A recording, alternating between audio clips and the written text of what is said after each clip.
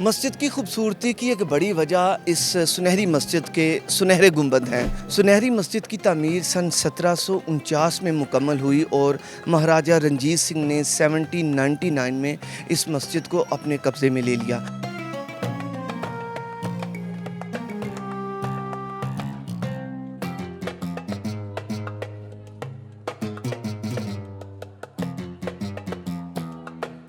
السلام علیکم، میں ہوں سامہ خامس مناس اور آپ دیکھ رہے ہیں ڈبل ایم ٹریول۔ ناظرین، آج ہم آپ کو ایک اور مغل دور کی عظیم تعمیر دکھائیں گے۔ میری مراد لاہور کی قدیمی سنہری مسجد سے ہے۔ ناظرین، مسجد کے میناروں اور محرابوں پر بھی ایک فنکاری کی گئی ہے جو کہ مغل فن تعمیر کی یاد تازہ کرتی ہے۔ میرے عقب میں بھی آپ یہاں پر دیکھ سکتے ہیں جو مینار ہے اور جو محراب ہیں وہ نہایت خوبصورت ہیں اور ایک پرانی یاد کو تازہ کرتے ہیں۔ مسجد کے اندر داخل ہوتے ہی اندر کے نہایت خوبصورت مناظر نظر آتے ہیں۔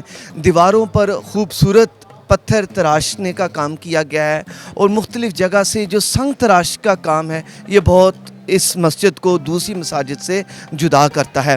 دیواروں کے اوپر اور باقاعدہ جو چھت ہے اس کے اندر جو کام کیا گیا ہے وہ مغل دور کی خوب عکاسی کرتا ہے۔ یہ جو پینٹ اس پر کیا گیا ہے اس کو ہاتھ لگانے سے اس کا ابھرا پن نظر آتا ہے جو کہ ایک عظیم جو اس کی کام کرنے کی ایک نشانی ہے۔ ناظرین، چونکہ یہ مسجد چبوترے پر واقع ہے لہٰذا سیڑھیاں چڑھ کر مسجد میں داخل ہونا پڑتا ہے اور یہ سیڑھیاں لاہور کی بادشاہی مسجد اور اس کے علاوہ مغل دور کی خوب یاد دلاتی ہیں۔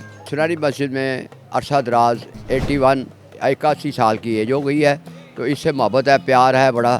یہ سینکڑوں سال پرانی مسجد ہے اور بڑی خوبصورت مسجد ہے اور صدیوں سے چل رہا ہے یہ سلسلہ۔ یہ معاملہ شہر کے اندرون ہے، میری رہائش بھی پاس ہی ہے، قریب ہی۔ ناظرین، مسجد کے اندر داخل ہوتے ہی سامنے ایک کشادہ صحن ہے اور ساتھ ہی وضو کے لیے حوض بھی بنایا گیا ہے۔ مسجد کی خوبصورتی کی ایک بڑی وجہ اس سنہری مسجد کے سنہرے گنبد ہیں جو کہ دور سے جب ان پر سورج کی روشنی پڑتی ہے تو یہ چمکتے ہیں اور دیکھنے والوں کو اپنی جانب کھینچ لیتے ہیں۔ ناظرین، یہی وجہ ہے کہ اس مسجد کا یعنی سنہری مسجد کا نام ان گنبدوں کی وجہ سے سنہری مسجد پڑ گیا۔ مغل حکمران محمد شاہ رنگیلا کے دور کے ایک گورنر کے ایک درباری جن کا نام نواب بکاری خان تھا، تو نواب بکاری خان کو ایک خیال آیا کہ انہیں ایک مسجد تعمیر کرنی چاہیے، تو انہوں نے ٹی بازار لاہور اور کشمیری بازار کے درمیان میں ایک مسجد تعمیر کروائی جس کا نام بکاری خان، نواب بکاری خان مسجد پڑا، لیکن بعد میں اس کا نام سنہری مسجد رکھ دیا گیا۔ سنہری مسجد کی تعمیر سن 1749 میں مکمل ہوئی اور مہاراجہ رنجیت سنگھ نے 1799 میں اس مسجد کو اپنے قبضے میں لے لیا۔ بتایا جاتا ہے کہ اس مسجد کے سنہری مسجد کے پیچھے سکھوں کی عبادت گاہ بھی تھی جسے گردوارہ بولی صاحب کہا جاتا ہے۔ جس وقت سنہری مسجد میں فجر کی اذان کا وقت ہوتا تو اس وقت سکھوں کی عبادت کا وقت بھی ہوتا تھا۔ انہوں نے کیونکہ ان کی عبادت کا وقت ہوتا تھا تو انہوں نے اس بات پر اعتراض کیا اور مسلمانوں کو اذان کو بند کرنے کا کہا۔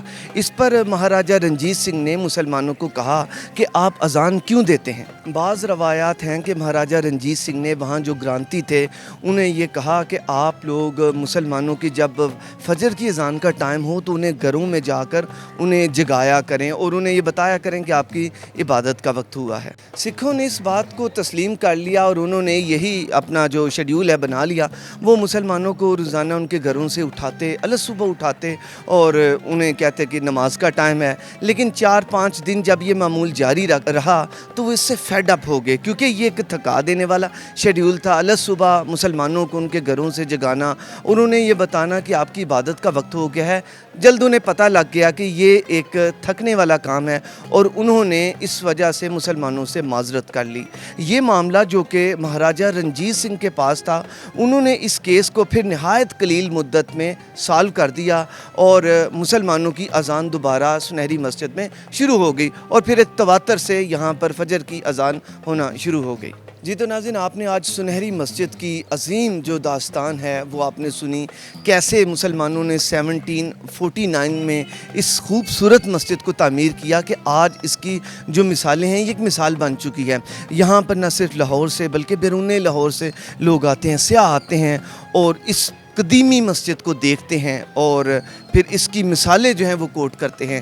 ہم ایک نئی ہسٹری کے ساتھ دوبارہ AAM ٹریول کی اسکرین پر آپ کے سامنے پیش ہوں گے. آپ دیکھتے رہیے AAM ٹریول.